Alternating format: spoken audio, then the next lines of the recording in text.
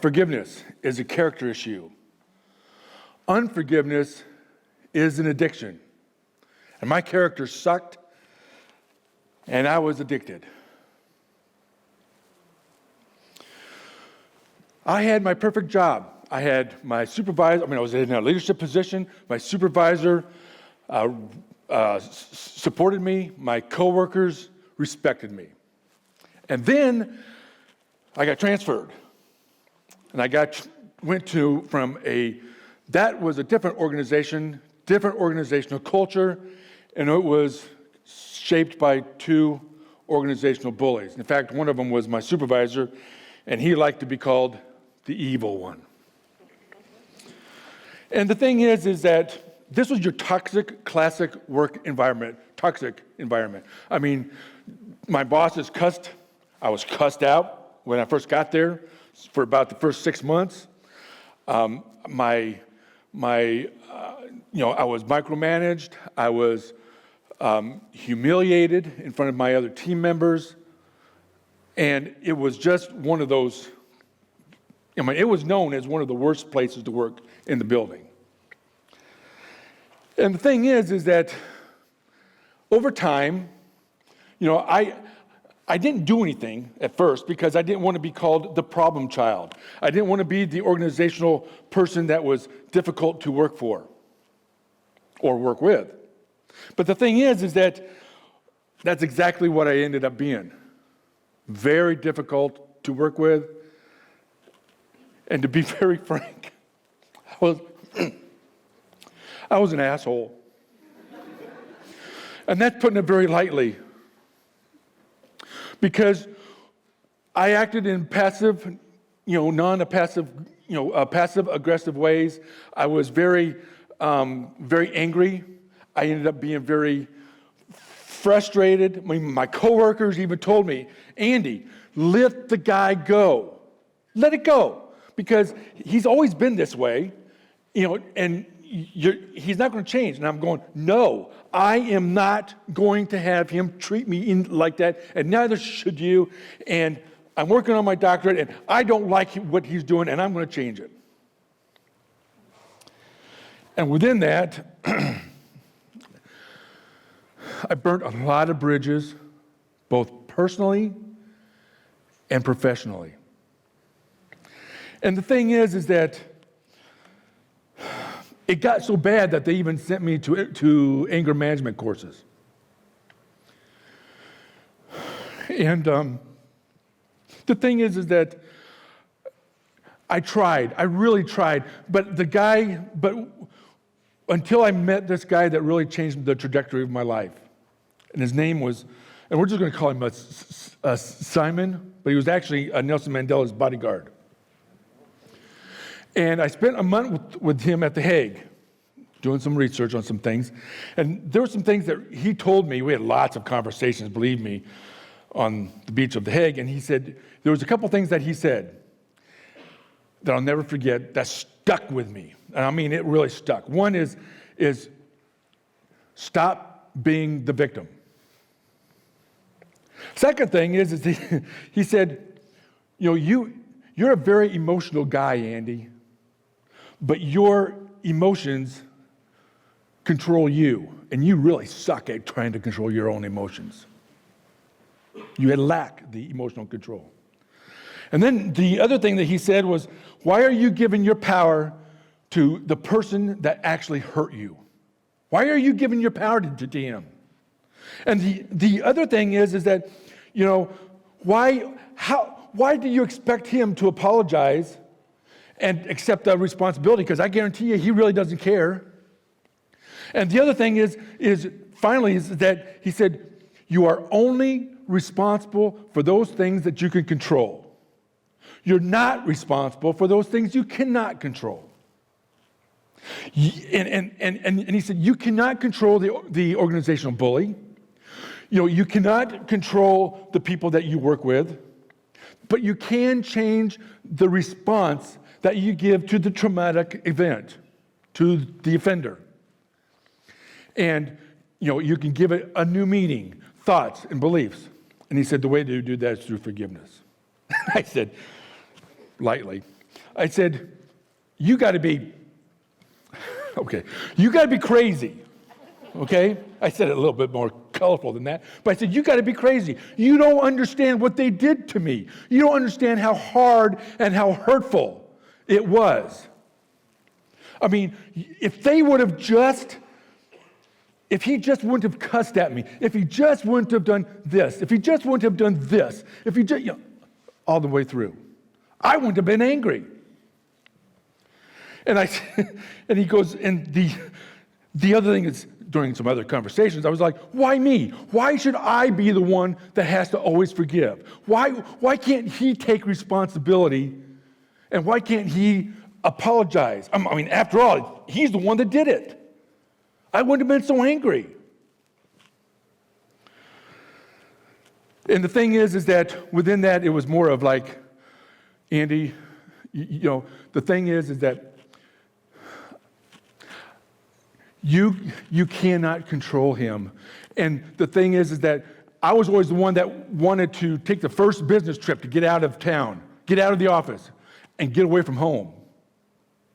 Because if there's a way that I could get out of it, I'm gonna get the hell out of the office and home. I was lonely, I was bitter, I was angry, I was resentful. And the thing is that I medicated the pain in self-sabotaging ways. And within those ways, it was more of trying to figure out how to move on. I was like a man that was chained, had chains, was just chained and clamoring to be released. And the only way that I could be released is to have that key. And that key was forgiveness. I left my job, and I needed to heal. Now, Simon had told me. He said, Andy, you're going to have to learn to forgive. And I didn't know what it looked like. I didn't know how it felt. But there is some things that he taught me. Because after listening to his story, I wanted what he had. I wanted calm, peace, people that was just drawn to him. It was like, okay. So the thing is that what is forgiveness? People told me what it was, but I didn't do it because I wasn't ready to hear it. And so the thing is that when I did it, it was more of finding out what forgiveness is. And forgiveness is releasing or to giving up the hurt, the desire to hurt the perpetrator that hurt you. That's only one part of it, though, and we get stuck there. The other part is dealing with the emotional piece. The bitterness, the hurt, the pain, the wanting revenge and retribution. Klemensko in 2012 said that forgiveness is an organizational leadership competency. And the reason why is because leaders need to be able to help shape an organizational culture to help repair the damaged workplace relationships from a toxic environment. And in my research, when I was doing some research on it, what I found out is through the article that I wrote on forgiveness and reconciliation is a leadership competency is that forgiveness is when you have a culture of unforgiveness, you have a high turnover rate, mistrust, and conflict within the organization.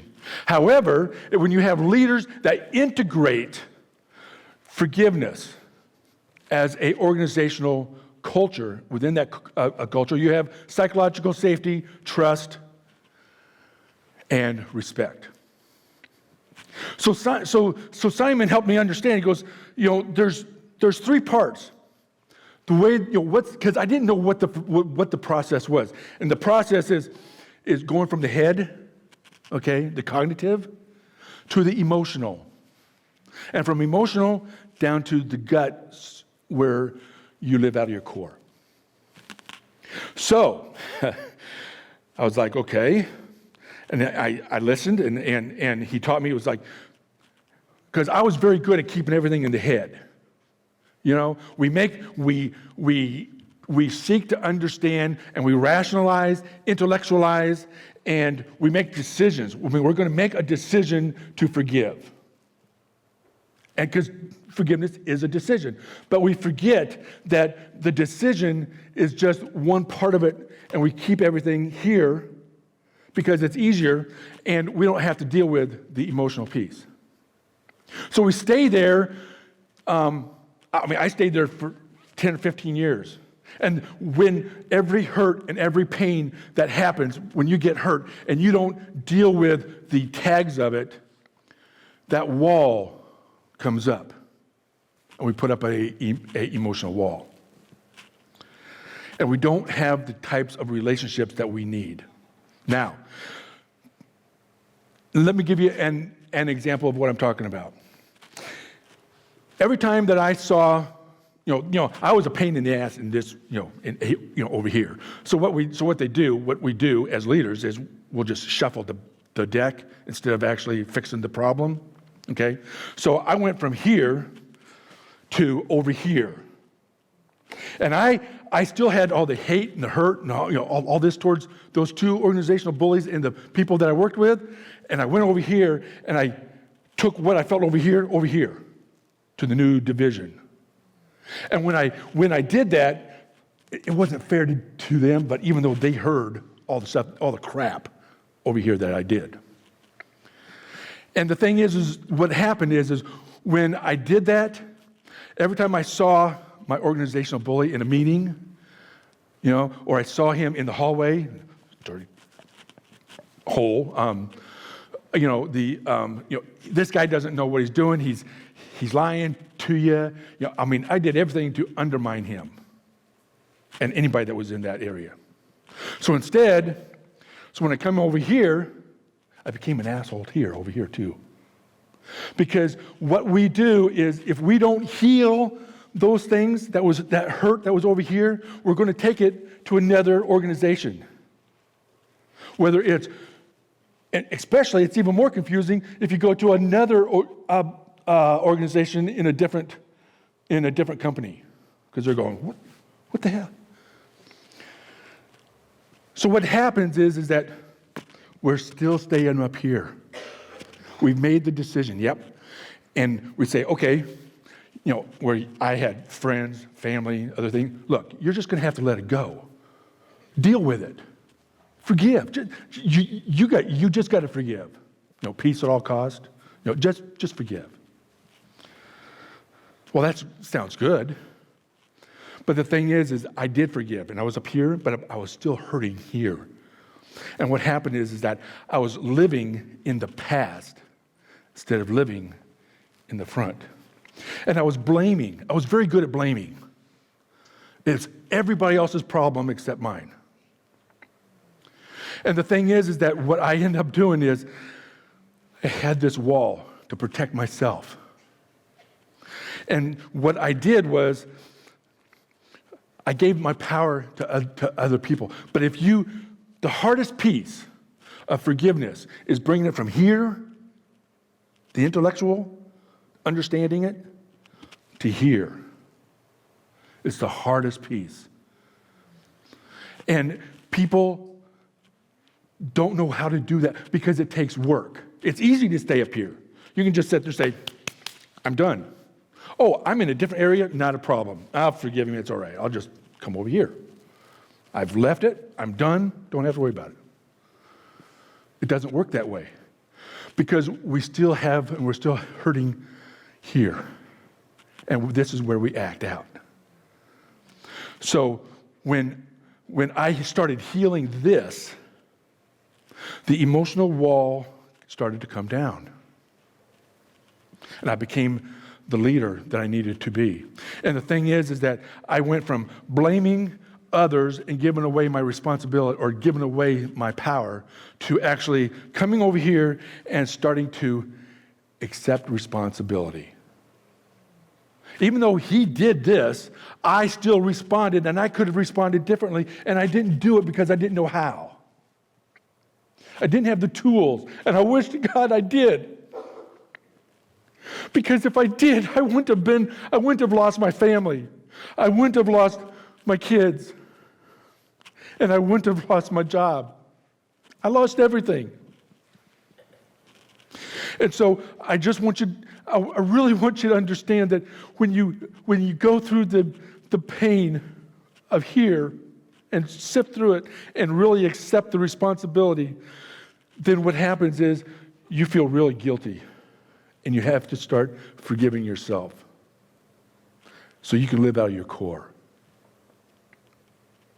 And when I started accepting responsibility, my kids thought it was just, not just my kids, but my coworkers thought you're still blaming them. But actually, the blame is part of the healing process. And the thing is that it takes time. It's not something that can be done overnight. And forgiveness is a continuous finality. We always need to forgive someone. And when I did here in the core, I was able to sit there and say, okay, I'm healing. And the walls started coming down. And I started feeling guilty, and I started feeling shame. And I started working on trying to make amends. Is forgiveness easy? Oh my God. It's the hardest thing I've ever had to do. Is it worth it? Yeah, it is. Because you're doing it for yourself, not for the other person. They don't care, they could care less. You got to forgive for yourself. And it's the greatest gift that you can give to yourself. And after all, aren't you worth that gift? Even though it's painful, aren't you worth it? So again, I'm going to ask, is forgiveness easy? No. Is it worth it? Yes. So the thing I want to ask is this. Who is your organizational bully? Who is your organizational bully? And who is the person that you need to forgive so you can live out of your core and free those chains and be the person and the leader of our organizations and our families so you can just let it go and freedom.